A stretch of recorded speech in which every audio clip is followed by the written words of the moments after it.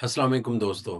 क्या आप जानते हैं कि जब आप अपने बच्चे की हर ज़िद उसके माँगने से पहले पूरी कर देते हैं, तो आप उसे मोहब्बत नहीं दे रहे होते, बल्कि आप उसे नफ़सियाती तौर पर अपाहिज कर रहे होते हैं। मैं जानता हूँ कि ये सुनना तकलीफ़देह है, क्योंकि आपने ये सब कुछ प्यार के लिए किया है। लेकिन प्यार और बिगाड़ के दरमियान एक बहुत ही बारीक सी लकीर होती है और हम में से अक्सर वो लकीर पार कर चुके हैं।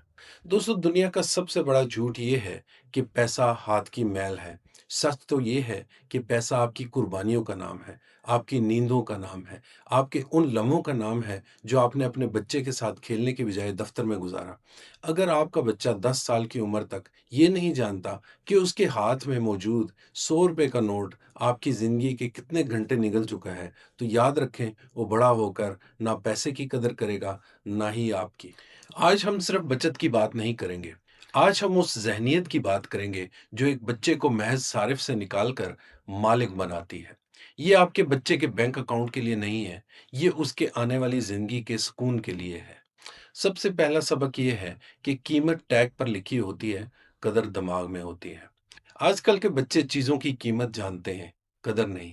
उन्हें पता है आईफ़ोन कितने का है, लेकिन उन्हें ये नहीं मालूम कि इसके पीछे कितनी रातें जागते गुज़री हैं। कितनी बार बाप ने अपनी ख्वाहिशें दबाई हैं, कितनी बार माँ ने अपने लिए कुछ नहीं खरीदा ताकि बच्चे की फ़रमाइश पूरी हो सके।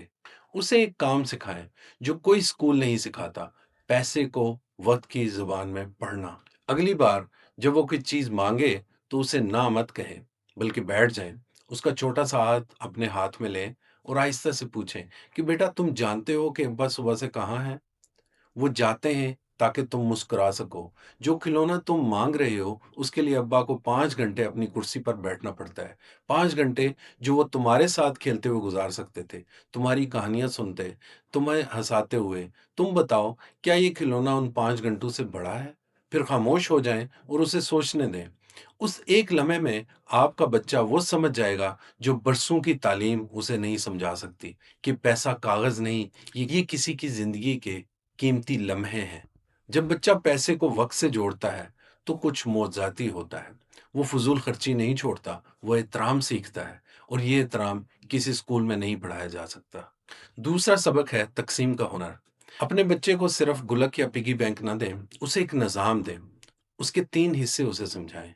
पहला, ज़रूरत, जो अभी चाहिए। दूसरा, बचत, जो कल के बड़े ख्वाब के लिए है। और तीसरा, और ये सबसे अहम है, खैरात, जो दूसरों के काम आना है। मैं आपको एक बड़ी गहरी बात बताता हूँ, जो शायद कोई ना बताए। जिस बच्चे के हाथ से बचपन में सदका दिलवाया जाता है, उसके अंदर से लालच की जड़ें खुश्क हो जाती हैं, उसका दिल खुल जाता है।